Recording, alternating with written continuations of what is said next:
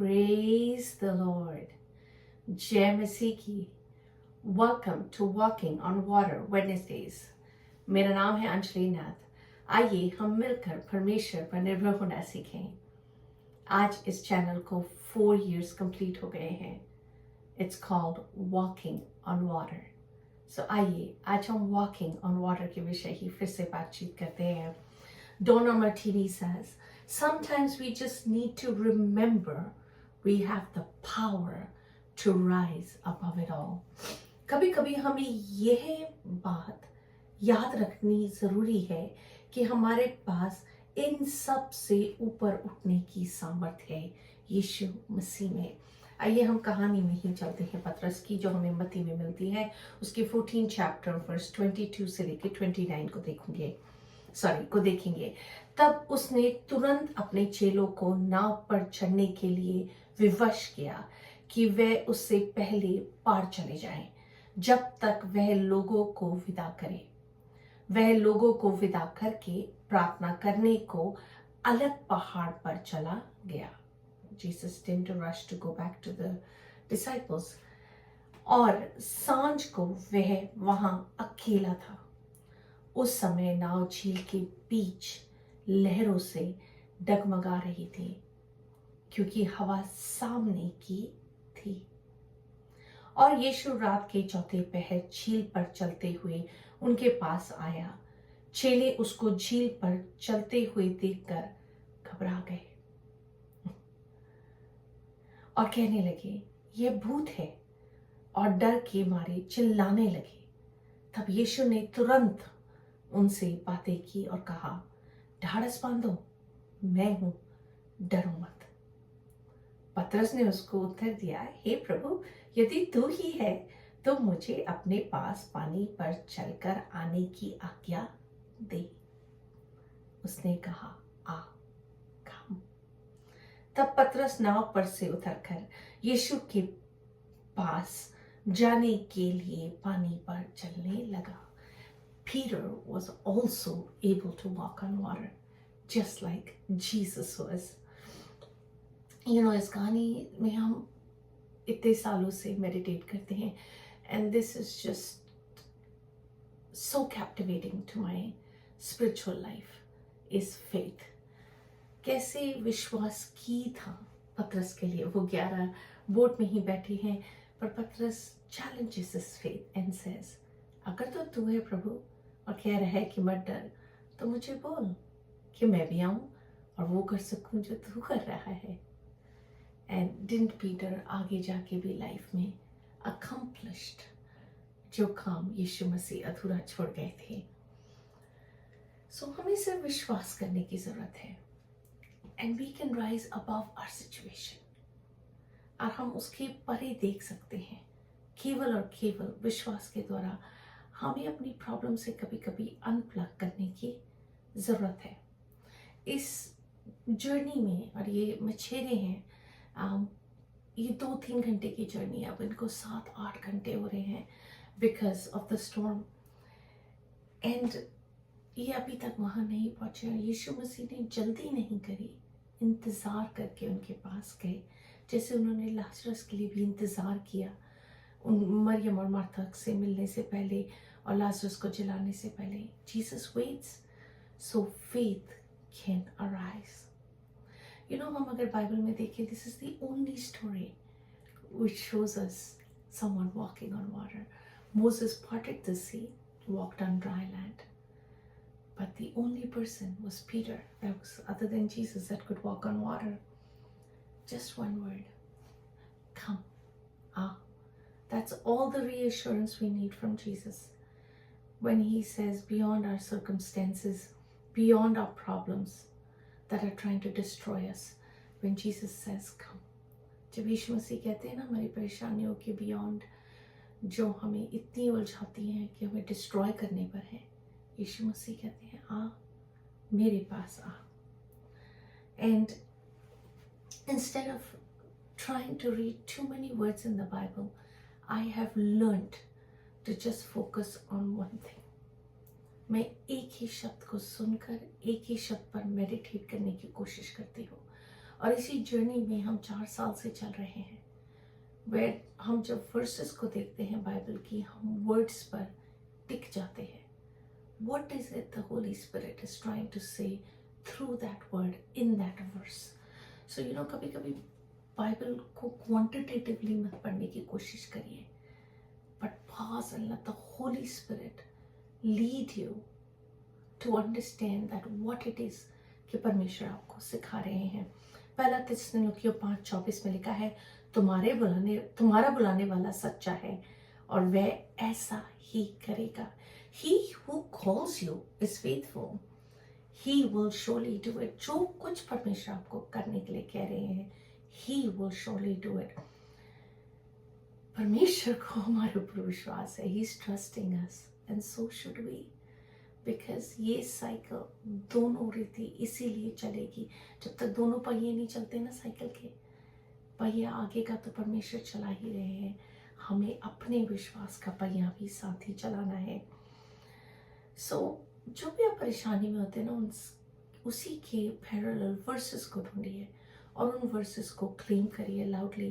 That will help your faith to rise and you will be able to walk on water, जहाँ आपको ज़मीन feel नहीं होती। जब मैं बीच पर चलती थी in the morning and I used to pray, the waves used to come, and then जब वेव्स जाती थी ना, तो ऐसा लगता था कि आप उसी मिट्टी के अंदर धंस रहे हैं। बट जब आप पानी में भीतर ही भीतर चलते जाते हैं, and then there comes a time जब आप ज़मीन को फील नहीं कर पाते and you have to float, that's when you know that God's holding you.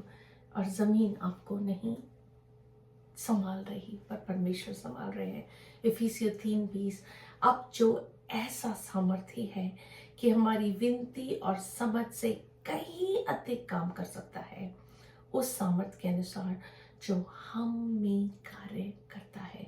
Now to him who is able to do far more abundantly than we can ask or think or imagine, according to the power of his word that is in us. So this verse has stuck so strong with me. जब भी मैं कोई चीज़ नहीं कर पाती ना, और मुझे असंभव लगती है, या कभी कभी मेरे नेक का पेन इतना बियॉन्ड मी होता है कि मैं कर नहीं पाती जो चीज़ें मुझे करनी है, that's when I ask and say this word, I can do it more than I can ask, think or imagine. परमेश्वर आप मेरे थ्रू कर सकते हैं। And we just need to step out of our comfort zone.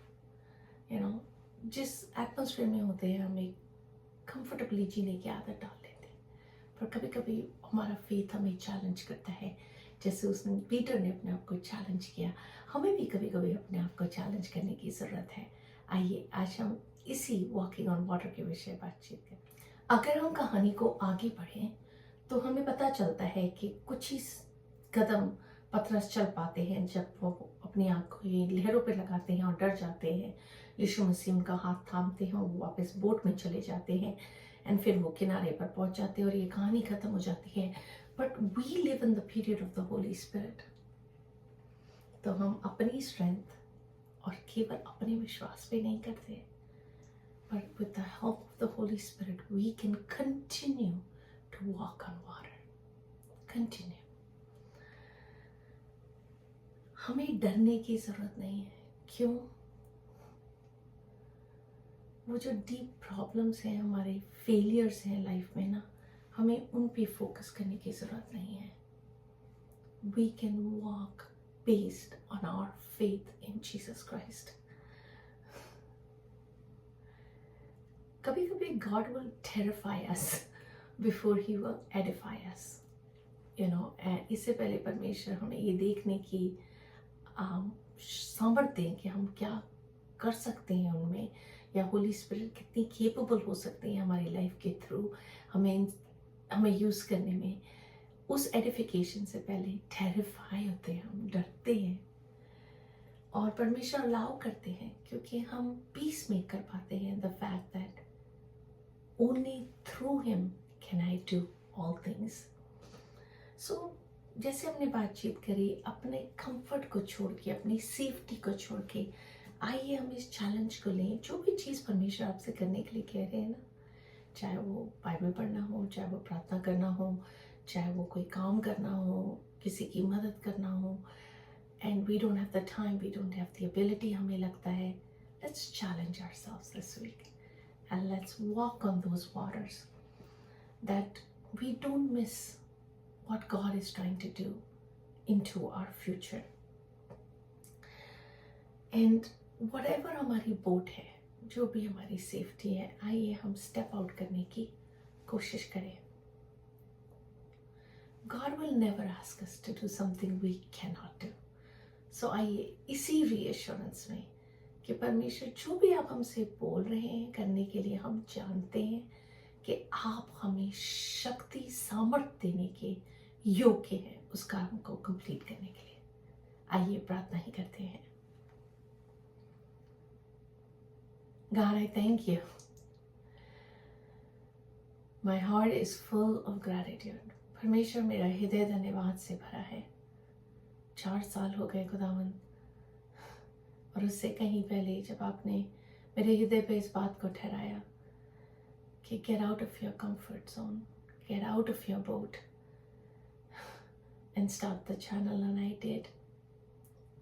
And प्रभु, हफ्ता ब हफ्ता प्रभु जी, more than anything, आप इस रीति मुझे आशीषित करते हैं कि जो काम आपने शुरू करा है आप ही कंटिन्यू करते हैं। Holi spirit, no matter whatever the challenge may be in my scheduling, पर प्रभु आपका स्केड्यूल हमेशा हमेशा जय पाता है। तो मैं धन्यवाद करती हूँ प्रभु कि आप इस लायक हमें समझते हैं प्रभु कि हम आपका सुसमाचार आपके लोगों के साथ बांट सके। प्रभु, मैं प्रार्थना ही करती हूँ, अपने लोगों को विश्वास दे, इस रीति हमारे विश्वास को बढ़ा प्रभु कि हम पानी पर चल सके, पतरस की तरह समझ सके कि जो परमेश्वर कर रहे हैं वो कहीं बड़ा है जो हमारी समझ में आता है। और प्रभु जी, अपनी परेशानियों को छोड़ के, अपने चैलेंजेस को छोड़ के प्रभु अपनी आंखें पतरस की तरह आपकी आंखों के साथ फिक्स कर सके। Let us fix our eyes on you, Jesus, I pray. In Jesus' most precious name. Amen. God bless you. Stay blessed. Stay safe.